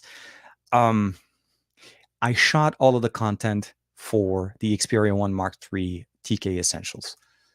And the whole thing kind of, I mean, if you watch Juan Carlos's video, you would kind of get also kind of like the mood a little bit that I was going in with it. I didn't feel like it would be bringing in a conversation. It wasn't bringing the same level of informative content that I felt like people would probably even want to pay attention to, especially with the way the algorithm has been going on YouTube. It's been a weird conversation to start with. My videos are long form videos. I don't generally release the TK Essentials are never intended to be a short video, right? So my goal with the Xperia 1 Mark III at this point is I want to basically cover everything that I can. That it talks about all the different aspects of the Xperia 1 Mark III, and still gives everybody the content that I typically would normally put in a video for a TK Essential. But this phone needs more, so that's why I didn't do that one. But switching it back, I'm very happy to basically say this.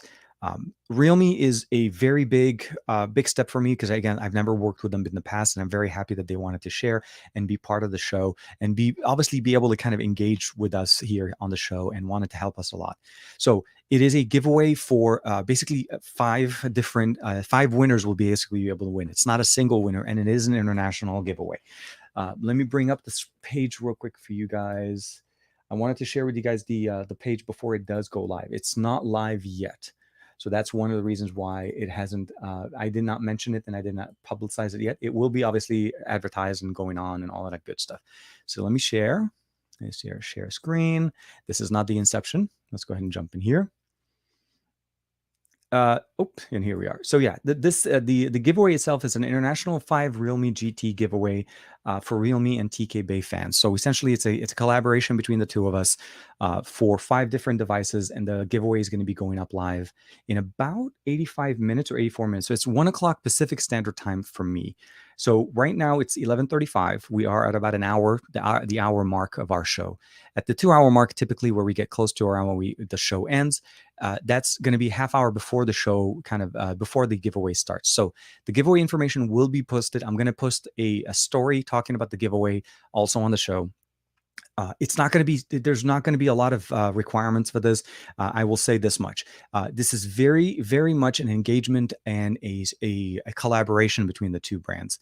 When I mean the brands, I'm talking obviously about myself, not in a brand capacity, but necessarily in a way that basically makes sure that we are engaging the right way.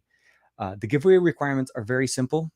Just basically engagement, getting some attention from you all, and helping sharing, and obviously sharing the love with the actual competition.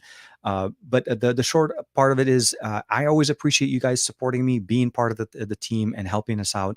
And I want to be able to share things back with you. So Realme is providing the phones. They're going to be shipping out the hardware. I don't actually have the 5 phones, so that's one of the biggest part.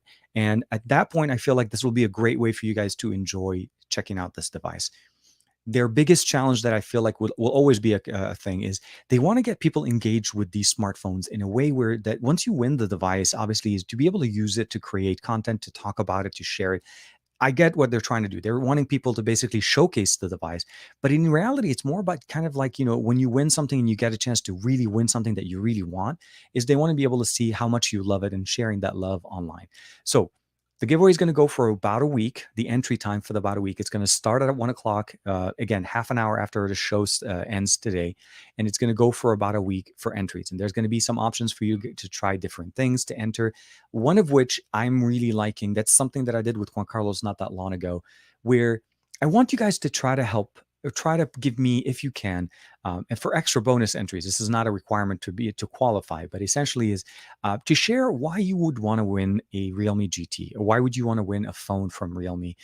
And I think sharing that online and obviously submitting your entry there, because it also weighs a little bit better. It gives you the ability of basically showcasing and showing that you're more, I would say, engaged with this. And it doesn't require anything from you other than just creating the content and providing a link. So that's the best way to say it. Uh, so Todd is jumping in here. He says, TK, are you going to be doing a follow-up review of the? Yes. So I'm working towards my review of the Realme GT 5G. I haven't put out a video on that yet. I just posted a picture about it when I first got it. And unfortunately, in the middle of the TCL 20 Pro, in the middle of the Xperia, in the middle of everything else that was going on this week, I did not have enough time to put out a content on it. So this is my announcement. And the video, obviously covering the Realme GT, will be coming out. I'm hoping to time it around the announcement of when we are able to pick out the winners. The short answer is the list is the link will be updated in the description below. It's not that complicated to be able to make the qualification, but if you want to get some extra bonus entries and share why you would love to be why would you love to win a Realme GT, I think that'll be really nice. The biggest thing that I would probably say for me is just trying to get more community engagement. It's not necessarily just about giving out phones. It's more about, or a chance to win a phone. It's more about showing up and building community and showing engagement, and obviously allowing people to share the content, but also necessarily kind of like help the community basically just engage. That's primarily what it is. uh Aditya, always, I appreciate it, guys. Of course, if you guys like the video, please make sure to hit that like button and share it. It does help the channel, and of course, it does help the performance of the videos as well. So the goal of this video, which I will be changing the title of the video and obviously the thumbnail as soon as the show is over, is to give you guys an announcement on this. And I wish you guys the best of luck. And I'm again very, very happy. First time working with Realme, and then first time right out of the box, they wanting to share. Um, I'll say this. That wasn't all of the surprise. That wasn't the whole surprise. There is a second part of this that I won't be able to share with you guys till a little bit later because I'm waiting on some confirmation. But that's as much as I can say about that. But I'll say this: entering for this one or qualifying for entering on this one could potentially get you into the second part. So I'll have to work on that part, and I'll share with you guys more throughout the week.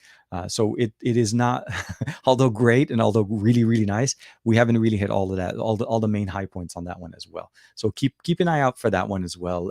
Dare to leap. And I truly feel like Realme's message here is really trying to resonate with like their hashtag that they mentioned to me was the flagship killer 2021.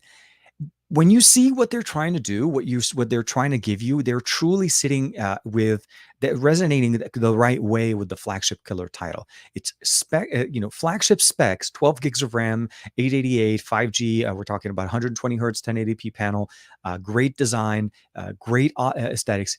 And I do want to say, and I will mention this, I do want to mention one thing is I don't have confirmation from Realme yet if they're going to be giving out exactly the same model that I have here, because the Realme GT exists in different versions. But it is a GT to my understanding, and as far as the color and selection, I'll have to confirm that with them. But we are still talking about the same specification. The model they sent me may have been the review unit, and I know there's a few other options available depending on the market that they're in. But short answer, best of luck. Check it out. Let's talk about it. Hit me up. Obviously, I'm on Instagram, Twitter, as well as here on YouTube.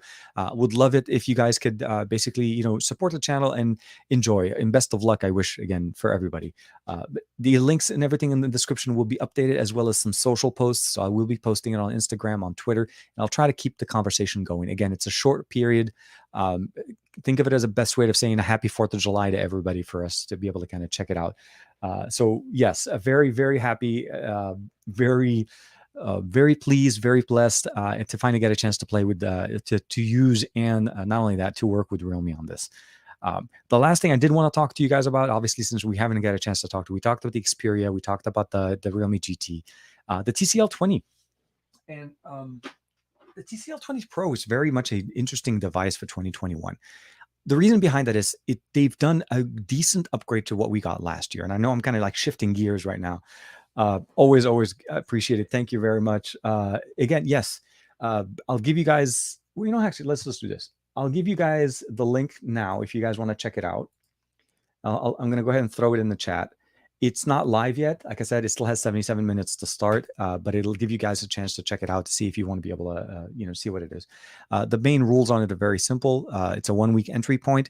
At the end of the week, I will be reaching out to the winners, and the winners have 24 hours after the initiation of communication from me to reach out to them in the way they won. So essentially, if they won via Twitter using an @name, and I try to reach out to them, it's something that I want to make sure that if they don't respond within 24 hours, they understand that window makes it so that I have to pick up another winner. So a 24-hour response time from the time of winning and communication. So winners, hopefully I'll be able to share with you guys.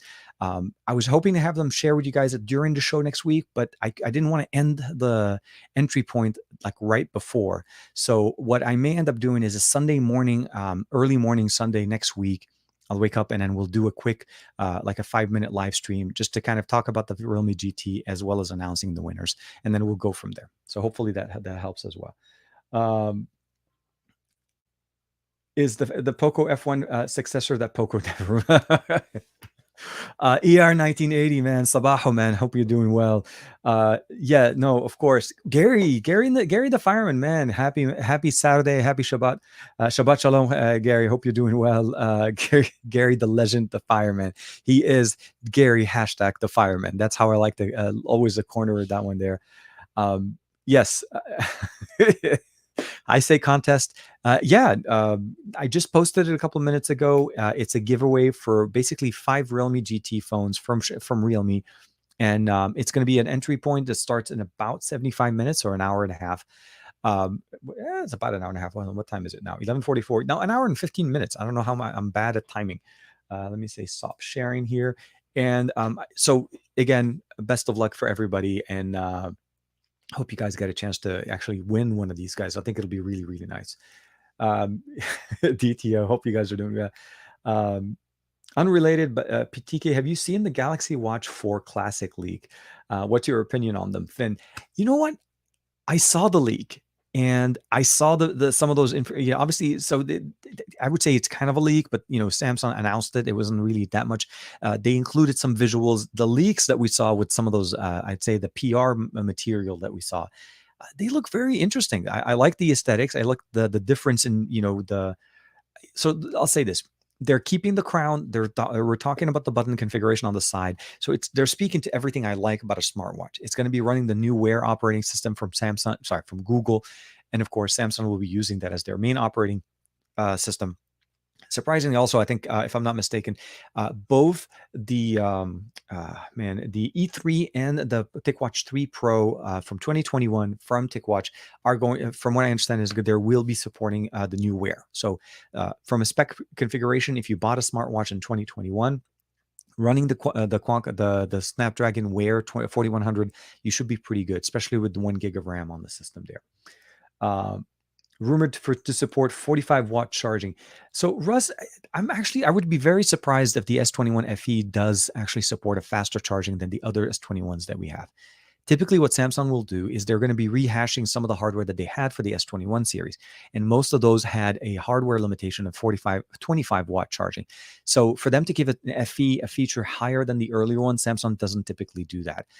More than likely, this is going to be still a 25-watt charging, and it may be providing us some better experiences as far as basically more of a bang for the buck. Remember, it's more of a tailored experience, not an improvement over the existing series of the S21. So we'll have to see how they come out. I mean, we are in July, so I think we're pretty much poised to have an unpacked, an actual, like an official, unpacked from Samsung in the near future. So we'll have to see how that kind of works.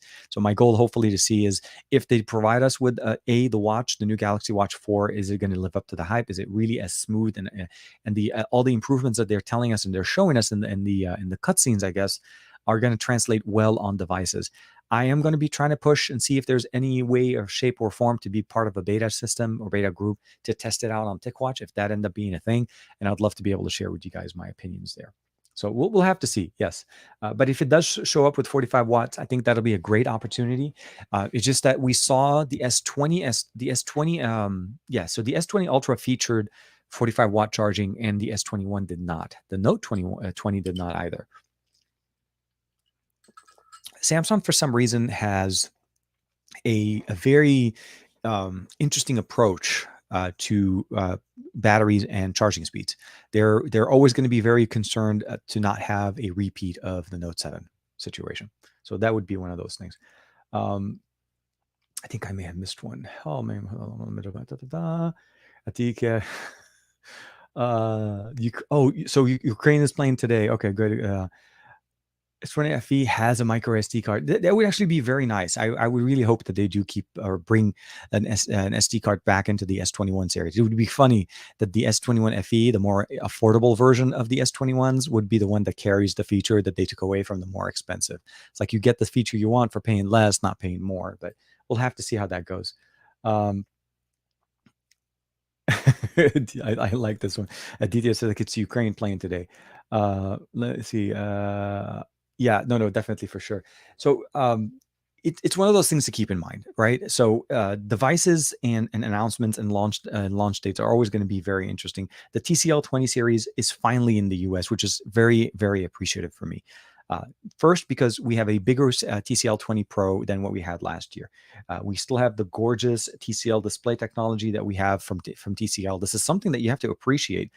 And it's a larger device, wireless charging, better sensors, 7 series processor. We still have expandable storage. We have an IR blaster and a headphone jack on the phone, as well as the fact that we, again, have the ability of using expandable storage on this. So not only are you getting a lot of storage, but you're getting expandable storage for under $500 on their best of the best that they have to offer with the 7 series 750G processor, which is, again, focused on gaming. We have a dedicated smart key that you're able to customize. So here I launched the camera here and I can double click twice and that launches the assistant. And if I press and hold, if I'm not mistaken, that's going to launch the Optimize app and you can customize it. That's one thing I was wishing more on Sony's the Xperia 1 Mark III. We don't have a way of customizing the additional button that we have there. For right now, for the US and I guess the global market, you have to pay, you just use the assistant. The Chinese model had the ability of picking between 4 different options, one of them being the assistant, I think different. They had different search engine options that you're able to add in there that you can customize that button for. For us, I'm hoping maybe at some point we'll get that. But then again, bringing it back to to what we have here with the TCL 20 Pro, the color on this one, this green tone color, and I say green, but it's not really. It has more of a teal or a bluish tone color. Let me just put it down here. And it just looks really nice. And of course, the frosted section as opposed to the clear back is very nice, and it does have the approach that I like. Cameras on a sensor on a device. When you're taking pictures, 90% of us, or at least the way I do it, I always hold my phone sideways. Now, it's great to have cameras that are present in a cluster in the center or on the top, but when your sensors are not parallel to each other, maybe they're next to each other, it creates an interesting approach when you're switching from different lenses. So when you take the second lens, you'll notice that the field of view slightly shifts. This one is the best. And of course, it has that really nice, very nice charger. We also got slightly faster charging as well. And it just screams experience. So for me, very excited that I have a chance to play with the TCL 20 Pro. I pushed out a video on Monday talking about all three, the 20 Pro, the 20 SE, and the 20S. Basically, an experience at $189, the $249, and at $499. And all are going to be running, obviously, well, the TCL 20 Pro will definitely be receiving 2 versions of software upgrade. That's something that was changed from TCL from last year. And I think that's a good improvement, a good direction to kind of go through. So Android 12, which should be coming out hopefully later this year, and an Android 13 by the end of next year. So in reality, about a year worth of updates, but in kind of encompasses all the way out to the end of 2022. So we'll have to see how that kind of goes. TCL reminds me of the Velvet. Yes, absolutely. Juan would be with you on that one right away, Russ. TCL is very much building on that community, building on that feeling, and definitely resonance there. The only thing I probably would say is I want to be able to try the NXT Vision glasses that they announced, because at this moment, at least, or at least at launch, they announced them that they would be compatible with the 20 Pro with an over-the-air update. So even currently, this version of the phone does not support it. There'll be an OTA at the time of availability for the glasses, and then you'll be able to use them. And the intention behind here is to, again, just feed off of the technology that TCL is known for, and that is displays. So think of it of the NXT Vision option that you get in there to be able to improve the video on this, the audio, the headphone jack, the remote control to control TVs. In the US market, this is the only phone released in the US that features an IR blaster. We don't have other phones that have IR blasters anymore. Now, I know Xiaomi has them, but obviously, those are having to be imported. So it's one of those things to keep in mind. Oh man, I think I'm here. Okay, let me take a quick sip. Let me see here. Oh yeah, TCL will be the new LG, Greg, definitely. Um, Surprisingly, actually, and last night, actually, I had an opportunity to finally go out with the family. We got a chance to go to a quinceanera. It's a gathering of family and friends for to celebrate a girl, basically a girl growing or basically reaching her 15th birthday in the Spanish community here in Los Angeles, or I'm assuming it's international, but at least that's how I'm aware of it. And we got a chance to spend some time with my son and my wife, and we got a chance to dress up a little bit.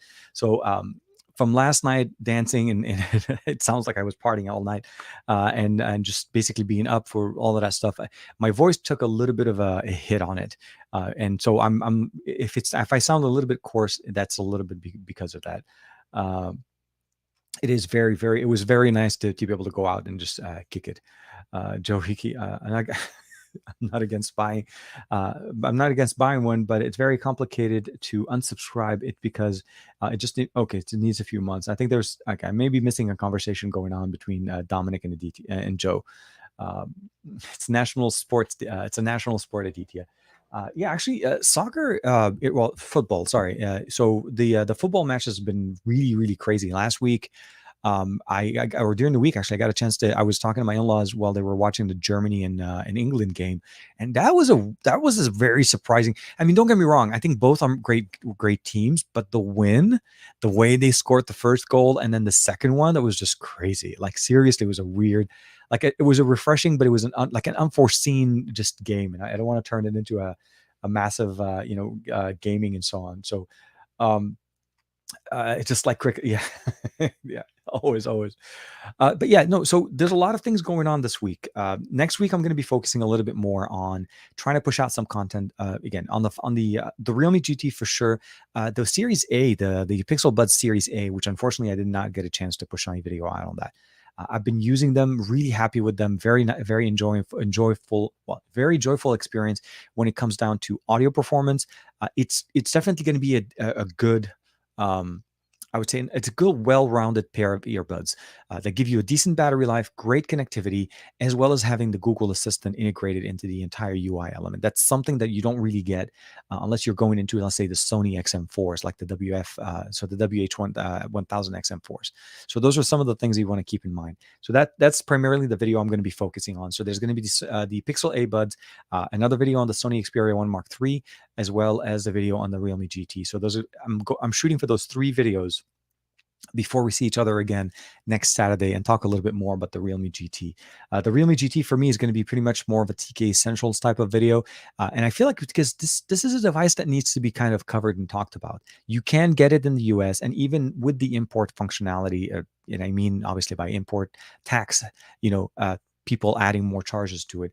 Uh, yeah, it's going to be very interesting week. But one thing I will definitely be saying, I'm really, really hoping and I'm really looking forward to when Dan and I or our guys could get a chance to play some basically Apex Legend again.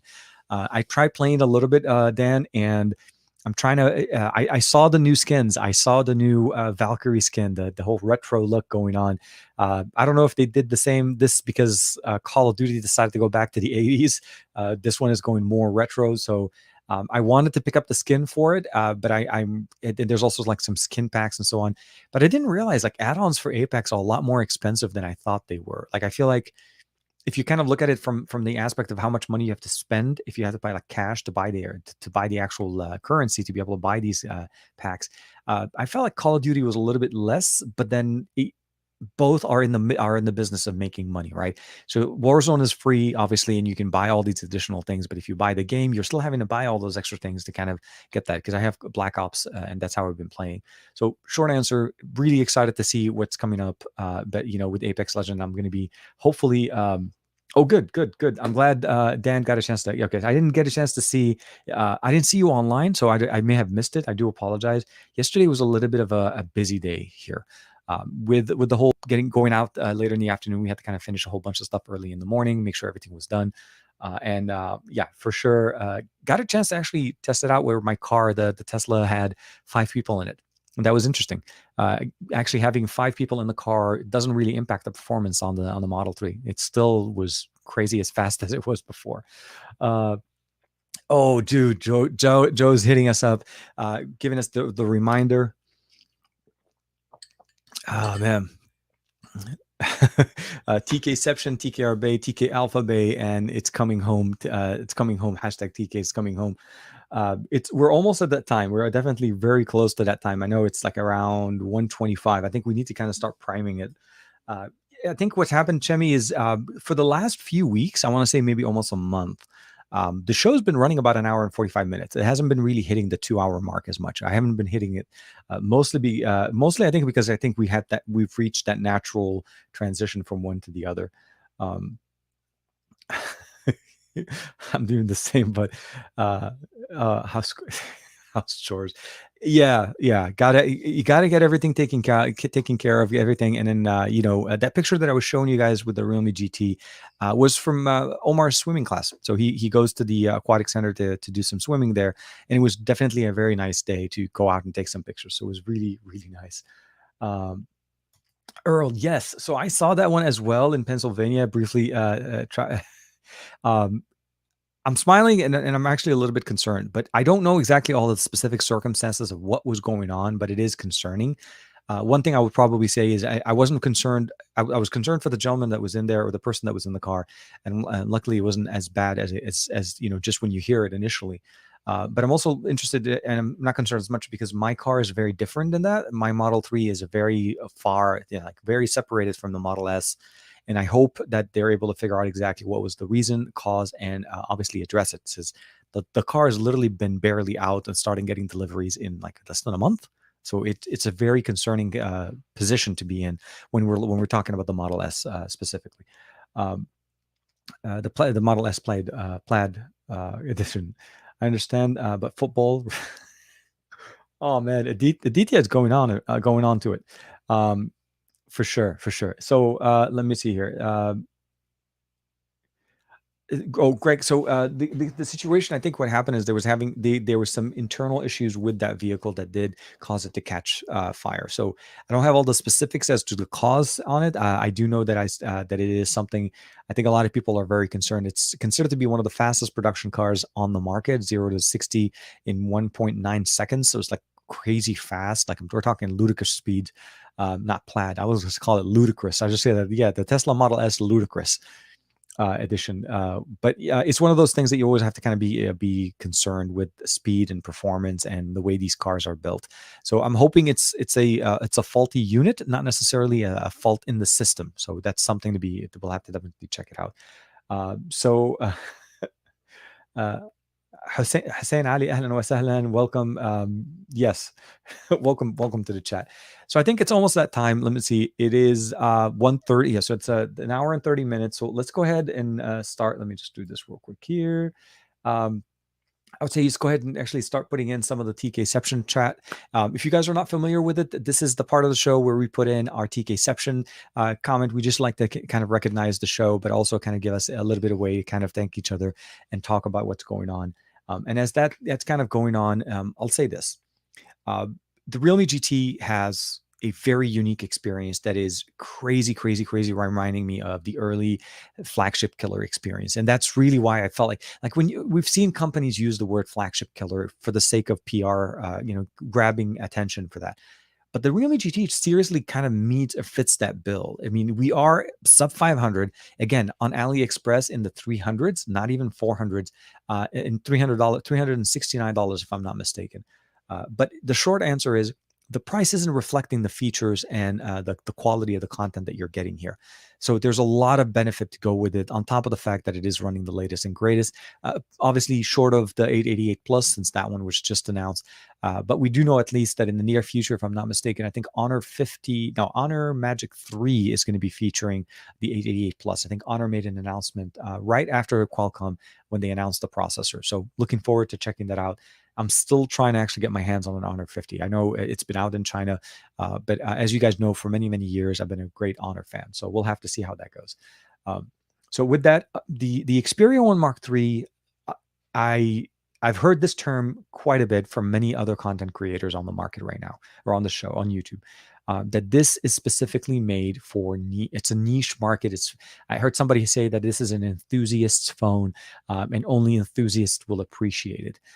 I think at the end of the day, when we talk about any piece of tech, it is truly dedicated to a specific type of personality or a specific person. It's we don't there is no there's no one piece of tech that appeals to everybody. There's going to be basically, I like iPhones, and no, I like Samsung phones.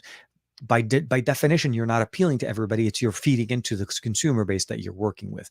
So devices made for a specific subset of them, meaning specific people that love love their ears, that love having control over their camera, they love having the great functional display that runs at 120 hertz, a 4K panel. There's a lot to be said there. Sony is trying to in a certain way educate us on how we should be able to appreciate our hardware. And even if they're not planning on selling millions and millions of them, they're truly feeding into what is truly a Sony message. It is what Sony is known for and what Sony does best. So that's the best way I'll summarize the Xperia One Mark III. It builds on everything that you like about Sony and basically takes it even more. Reverse wireless charging, 4K 120 is absolutely one of the best content with consumption displays on the market. There's just a lot to be said about that. And then the last thing, of course, the TCL 20 series. I think it's a great way for us to see TCL bring in and update the series of smartphones that we got from 2020 and give us a little bit more too. We're getting better improvements on them at a still very reasonable price. They're still sticking to their guns. Again, 189, 249, and 500. Before I go too far, Sony's promotion right now, you're able to pick up if you pre-order them, at least in the US, and I'm hoping in the EU is going to be the same. You're able to get a pair of this is the WF 1000 XM3s for free, and up to 4,300 XP points, CP basically currency within credits, basically essentially inside of Call of Duty Mobile. So a lot of focus there, and Call of Duty does run at 120 frames per second. This is crazy. So for sure. So with that being said, let me go ahead and just bring us over to the second screen. And I know I've been kind of like skipping through here. Let me see here. Let's see if I can find the first one. I think Dan was in there. Okay, so I see ER in there. I see the watch be with you. Okay, so Dominic Wan. I think we're going to hit up with Dominic Wan first. Share screen. And I'll go ahead and do that. 1, 2, 3. And oh yes, okay, there was a little bit of a glitch there. So thank you very much to Dominic for hanging out with us and kicking it with us on a Saturday morning with tech again. Make sure you guys check out the link in the description. That's going to be in the description. I'll actually post it as the first link as a comment to this video as well. So you guys will have a chance to check that out as well. So thank you very much to Dominic Wan. Thank you to Ibrahim TKception as always. Greg, the Schwartz be with you. I love it. It's seriously one of the best, in my opinion, one of the best movies ever made. And it is one of the best movies. Like, you have to check it out. Spaceballs for the win. Always. All right, guys. Football time for me too, as well. TK Bay, TK as well. Yes, it is. The matches are about to start. Always gonna going in there. Finn Jacobs is in there as well. Thank you very much. Greg, as always, thank you very much. Aditya, the man, the myth, the legend, Mr. Cumberbatch, TK TKR Bay, TK Alpha Bay, Super Saiyan Bay, always Goku, and TK now working with Realme Bay. Oh my god! I think one day we're gonna have so many hashtags it's gonna fill up the screen. I think we're probably gonna hit that one. And now that I said that, I feel like somebody's gonna take that as a challenge. Um, it is not a challenge. Chemi Torres, of course. Thank you very much. Always Realme, the Realme Bumblebee. Dominic Wan in there as well. TK TK Alpha Bay. Always really, really good. And this is okay. So guys, do me a big favor. Is Matt in the chat? Because I think I may have missed him if he's not in there. For the last few weeks, he's been killing me with I keep missing his comment when we go through these DK exceptions. So if you do see it, please let me know. Jimmy Fire Dragon, thank you very much. Always make sure you guys check out that giveaway, of course.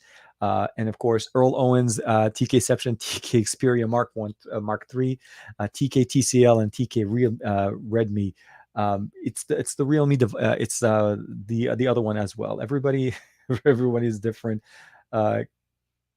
Yeah. I think I think the comment was very much clear who said the enthusiast. Well, I'm sure a lot of us kind of saw the content as well.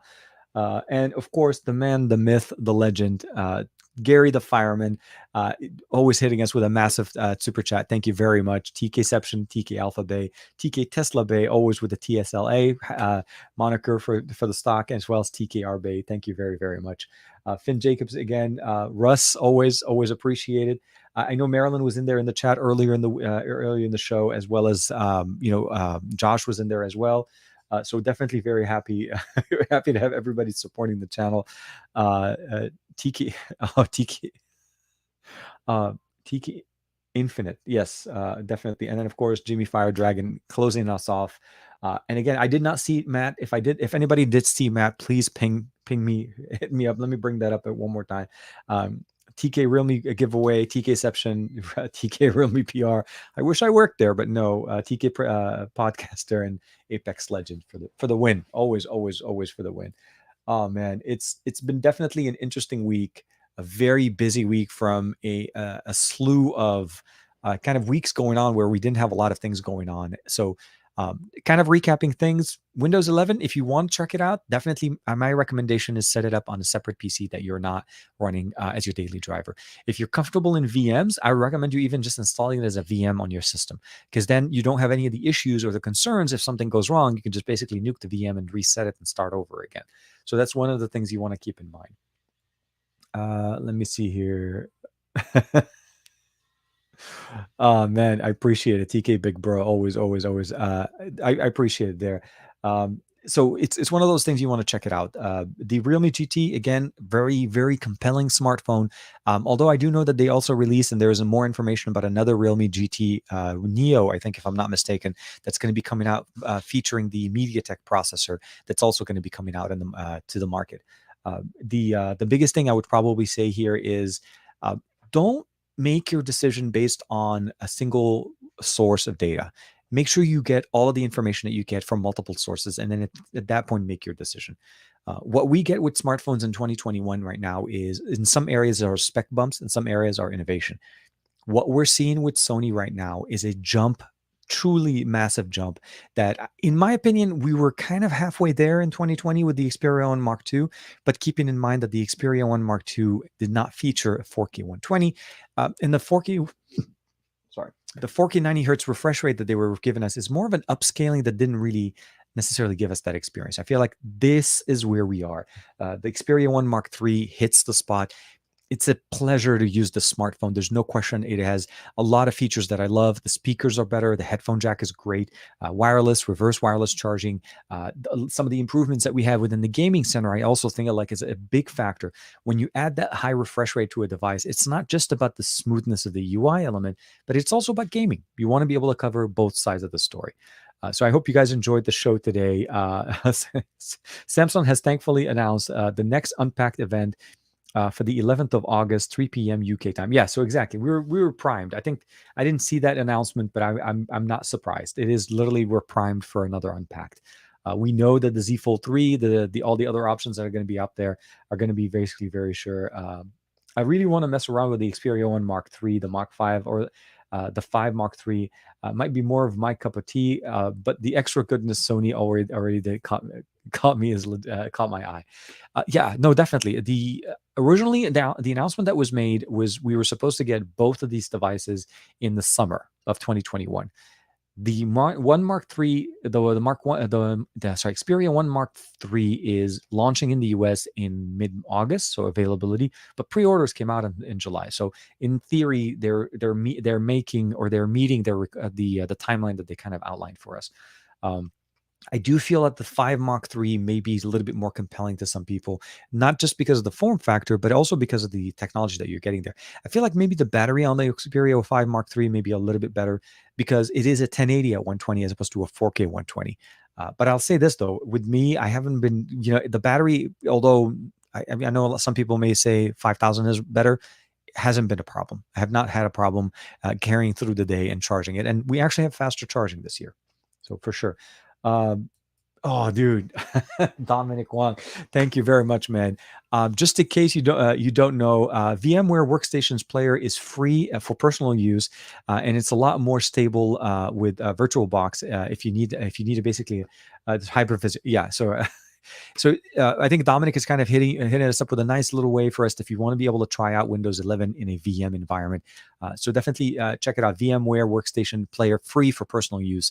So you can use that, load it up there, and then again, the main benefit there is that you are still able to share your hardware with it. You see how it's going to perform without the downsides of having crashes and problems. Like I said, worst case scenario with VM, you could just literally delete the VM, trash it, and rebuild it, and you seriously just start up fresh. The only thing you have to do is basically, if you didn't save your original VM, meaning if you start with a base and you just make a duplicate of it, so move a copy of it somewhere else, and then if it trashes or whatever, you can just start fresh from there, or you can just reinstall. So it works out in both ways as well. Um, Current day driver has a 3000 milliampere that has a much bigger upgrade from what I used to have. Oh, from 4500 at DTA. Yeah, no, definitely. Battery capacity is big, but it's also about the battery tech. But with that being said, I will say this. I hope you guys are doing good. I hope you guys stay well, stay hydrated, stay safe. We are about 45 minutes away from when the actual the timer will kick off for the giveaway. Make sure you check it out. Make sure to check out some of the options that you have in there to be able to get yourself a chance to be one of the winners, hopefully. But again, at the end of the day, this is a great opportunity, a great chance. I want to say thank you very much to Realme for working with me and considering me. I was very happy to be part of that, the trio of members that they tweeted out on the Realme Global not that long ago. I think it was Issa, myself, and another gentleman. So I'm very happy to work with them. And I wish you guys the best of luck. And again, if we're able to create content and engage with these devices, whomever ends up being the winners win, that's the goal. That's the final goal of this whole process, is to get it and make sure that you're enjoying your content and you get to have fun with a phone that is crazy fast for not so much money. So take care, be safe, stay safe, get in touch with some of your friends and family members you haven't talked to for a while, as I'm pretty sure they will be very happy to connect with you again. I'll see you guys next Saturday. But of course, make sure we'll check out some of the other shows going on, Access One TV, SGGQA, and of course, Best of Our Week next week. And if you're living in the US, happy 4th of July tomorrow. Hope you guys have a great time with the fam, barbecuing, kicking it with the family and all of that. And just stay well and stay hydrated. I'll see you guys in a week. Thank you again. And bye-bye for now.